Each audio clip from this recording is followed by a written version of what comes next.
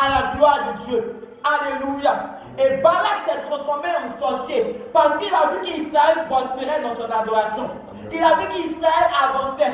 Il a vu qu'Israël allait de gloire en gloire. Il a vu qu'Israël a commencé à tuer la chair et à faire monter l'esprit. Et il s'est dit, mais comment tuer l'esprit de Dieu qui est en Israël? Alléluia. Et donc, qu'est-ce qu'il va faire? Il va aller voir un de ses collègues. Alléluia. Parce que même dans la sorcellerie, je vous rappelle qu'il y a des grades. Donc il va aller voir un supérieur de lui parce qu'il s'est dit non, ce peuple-là, je ne peux pas. Donc je vais aller voir Balaam. Balaam avait en lui l'esprit de prophète. Mais Balaam était quoi? N'était pas un adorateur de Dieu. Alléluia. Il était un devin, en soi un sorcier.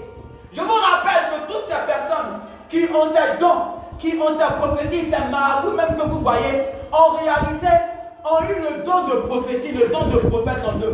Mais parce qu'ils ne sont pas connectés à Dieu, parce qu'ils n'ont pas accepté Jésus, voilà pourquoi le diable les utilise. Alléluia.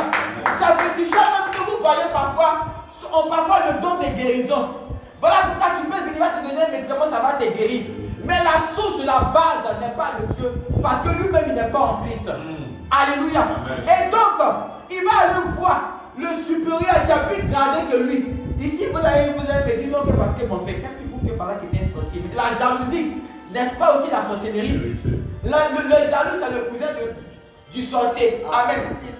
Parce que c'est par la jalousie que tout commence. Amen. Et il a commencé à jalouser. Il a commencé à être énervé. Quelqu'un qui commence à combattre l'étoile de son frère est d'abord le premier sorcier de ce dernier. Amen. Alléluia.